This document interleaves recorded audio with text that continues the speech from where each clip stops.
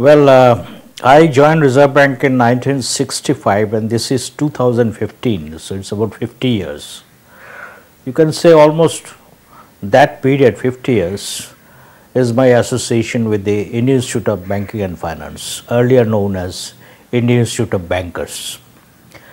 I have seen a little bit of changes, evolution and later on transformation, I would say, from whatever was IIBF earlier till now.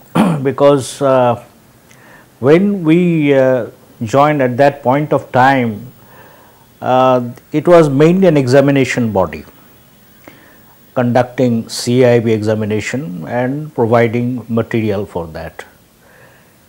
And it was all over India, and at that time it was only manual, there was no digital thing.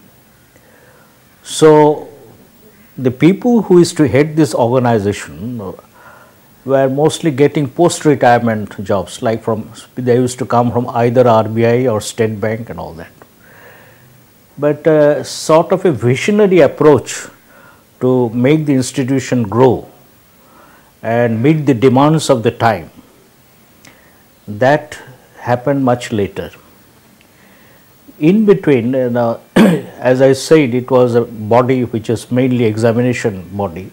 Examination body, it became an academic body and a training body, a banking education body. In this sense that we had many training colleges like Bankers Training College in Bombay, mainly meant for the commercial bankers, National Institute of Bank Management in Pune, IIBF. So like that we had many institutes, training institutes, who were taking the training needs of the commercial bankers and central bankers.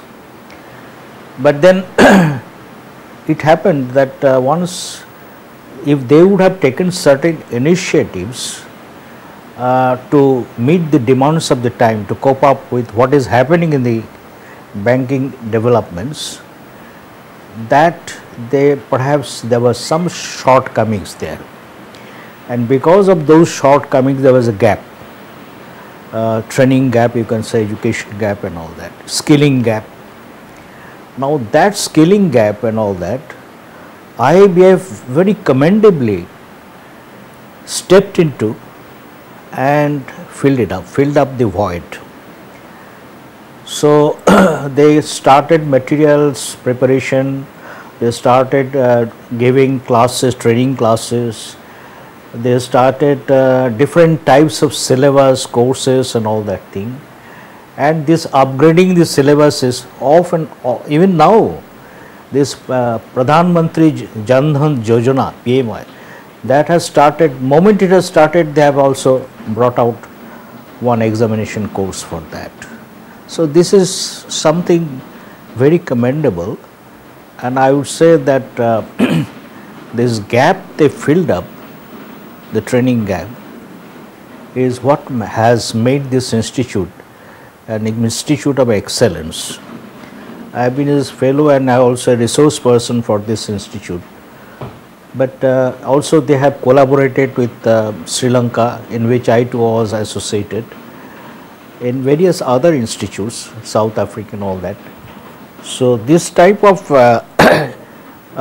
growing the organization, it is one example how an organization can grow and meet the demands of the time, meet the demands of these people. That's what I can say about the training gap. Yes. Thank you.